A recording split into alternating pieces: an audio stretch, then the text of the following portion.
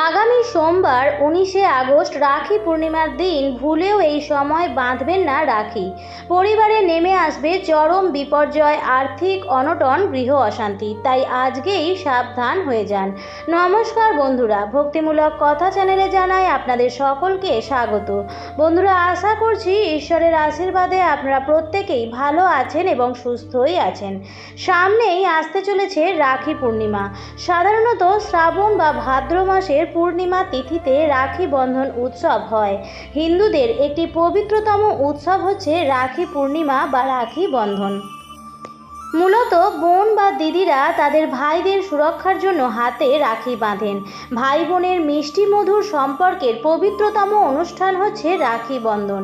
এই দিন ভাইদের মঙ্গলের জন্য দিদিরা ভাইদের হাতে রাখি বেঁধে দেন এবং ভাইয়েরাও প্রতিশ্রুতিবদ্ধ হয় বোনের রক্ষা করার।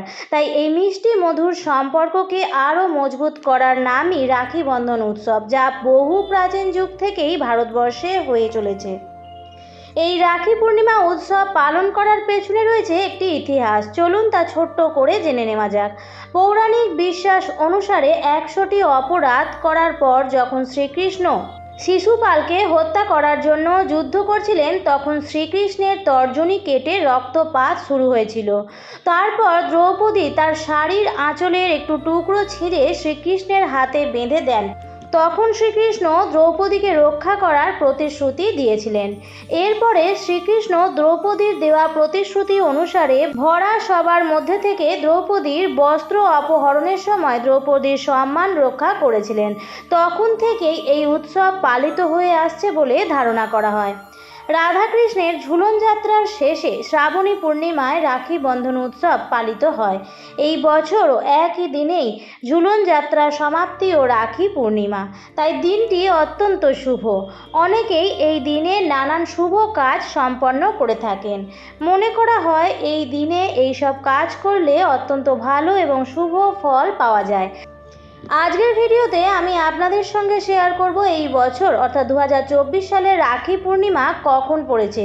পঞ্জিকা অনুসারে রাখি পূর্ণিমার পূর্ণাঙ্গ সময়সূচি এবং রাখি পূর্ণিমার দিন কোন সময় রাখি পরাবেন। বন্ধুরা, রাখি পূর্ণিমার দিনও শুভ সময় থাকে, কিছু মহেন্দ্র যোগ থাকে, কিছু শুভ সময় থাকে। সেই সময়ের মধ্যে রাখি পরানোর চেষ্টা করবেন। রাখি পূর্ণিমা বছরে একবারই আসে। আমাদের 12 মাসে 13 পার্বণ এবং প্রত্যেকটি পার্বণে আমরা সংসারের মঙ্গলার্থে, স্বামী সন্তানের মঙ্গলার্থে অনেক কার্য করে থাকি। কিন্তু ভাই এবং বোনের জন্য মাত্র 2টি অনুষ্ঠান আছে, একটি রাখি বন্ধন আর একটি হচ্ছে ভাইফোঁটা। তাই অবশ্যই চেষ্টা করবেন সেটি সঠিক দিনে সঠিক সময় পড়ানোর, যাতে সেটি আরও ভালো ফল দিয়ে থাকে। চলুন বন্ধুরা, প্রথমেই আপনাদের জানিয়ে দিই রাখি পূর্ণিমা কবে পড়েছে। এই বছর রাখি পূর্ণিমা পড়েছে বাংলার 2রা ভাদ্র 1431, ইংরেজির 19শে আগস্ট 2024 সোমবার দিন। তবে পূর্ণিমা তিথি কিন্তু লাগছে রবিবার রাত্রি 2:37 থেকে এবং পূর্ণিমা তিথি থাকবে সোমবার রাত্রি 12:44 পর্যন্ত। অর্থাৎ সোমবার দিন সকাল থেকে রাত্রি পর্যন্ত সব সময় পূর্ণিমা পাওয়া যাচ্ছে। কোনো বছরে এমন অনেক সময় দেখা যায় যে পূর্ণিমা হয়তো একটু বেলা করে পড়ে এবং 2 দিন ব্যাপী পূর্ণিমা থাকে। কিন্তু এই বছর 2024 সালের রাখি পূর্ণিমার দিন নিয়ে কোনো রকম সংশয় নেই। রাখি পূর্ণিমা পালিত হবে আগামী শনিবার 19শে আগস্ট তারিখে। তবে কিছু মহেন্দ্র যোগ আছে, সেই সময় আপনারা রাখি পরাতে পারেন আরও ভালো ফল পাওয়ার জন্য। রাখি পূর্ণিমার দিন অর্থাৎ আগামী সোমবার 19শে আগস্ট তারিখে মহেন্দ্র যোগ হচ্ছে দুপুর 3:14 থেকে 4:53 পর্যন্ত। তবে ভারতীয় সংস্কৃতিতে রাখি পূর্ণিমার নিয়মবিধি নিয়ে যা চলে আসছে সেটি হচ্ছে বোনেরা ভাইদের হাতে রাখি বাঁধা পর্যন্ত উপবাস রাখেন এবং ভাইয়ের মঙ্গল কামনায় এই উপবাস রাখা হয়। ভাইফোঁটার মতো রাখির দিনটিও ভাইদের মঙ্গল কামনার জন্য, ভাইদের দীর্ঘ জীবন কামনার জন্য বোনেরা বা দিদিরা উপবাস রাখেন এবং ভাইয়ের হাতে রাখি বেঁধে তাকে মিষ্টিমুখ করিয়ে তারপর নিজের হাতে বানানো কিছু খাবার খাইয়ে তারপর তারা উপবাস ভঙ্গ করেন। এবং রাখি পূর্ণিমা তিথিতে অবশ্যই নিরামিষ আহার গ্রহণ করা উচিত। কখনও আমিষ আহার ভুল করে রাখি পূর্ণিমা তিথিতে গ্রহণ করবেন না। বেশিরভাগ ক্ষেত্রেই ভাইরা বোনেদের বাড়ি বা দিদিদের বাড়ি নিমন্ত্রিত থাকেন। অনেক ক্ষেত্রে বোনেরাও তাদের বাড়ি গিয়ে রাখি পরান। দুটি রকমই চলতে পারে, তবে উপহার বিনিময় কিন্তু অবশ্যই চলে। ভাই যেমন বোনের জন্য উপহার নিয়ে আসেন, বোনও তেমন ভাইদের জন্য উপহার নিয়ে আসেন। উপহারের আদান প্রদান রাখি পূর্ণিমার একটি বিশেষ গুরুত্বপূর্ণ অঙ্গ। উপহারের মধ্যে দিয়ে ভাই এবং বোনের বন্ধন আরও দৃঢ় হয় এবং ভালোবাসার প্রকাশ পায়।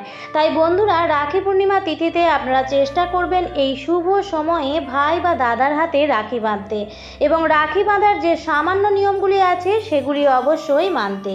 এবার বন্ধুরা, আমি আপনাদের বলে দেব অমৃতকাল।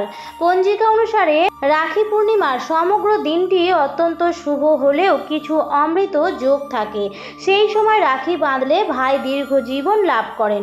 বন্ধুরা, অমৃতকাল হচ্ছে সূর্যোদয় থেকে সকাল 7টা 3 মিনিট পর্যন্ত, আবার 10টা বেজে 19 মিনিট থেকে 11টা বেজে 47 মিনিট পর্যন্ত, আবার সন্ধ্যা 6টা বেজে 29 মিনিট থেকে রাত্রি 8টা বেজে 49 মিনিট পর্যন্ত এবং শেষ অমৃতকাল হচ্ছে রাত 11টা বেজে 10 মিনিট থেকে 2টো বেজে 17 মিনিট পর্যন্ত। তবে বন্ধুরা, সূর্যোদয় থেকে সূর্যাস্ত পর্যন্ত যে শুভ সময়গুলির উল্লেখ করে দিয়েছি তার মধ্যেই রাখি বাঁধার চেষ্টা করবেন। যদি একান্তই অপারগ হন তাহলে বন্ধুরা আপনারা সন্ধ্যার পর রাখি বাঁধবেন। যে কোনো শুভ বা মঙ্গলময় যে কাজগুলি আছে তা সূর্যাস্তের আগেই করা শুভ, তা সে ভাইফোঁটা হোক বা রাখি। সূর্য উপস্থিত থাকতে থাকতে অর্থাৎ দিনের বেলায় করাই শ্রেয় এবং চেষ্টা করবেন যখনই আপনি রাখি বাঁধবেন তার আগে পর্যন্ত একেবারে উপবাস রাখতে। আর যদি একান্তই উপবাস থাকতে অসুবিধা হয় তাহলে আপনারা জল, মিষ্টি ইত্যাদি খাবার গ্রহণ করতে পারেন।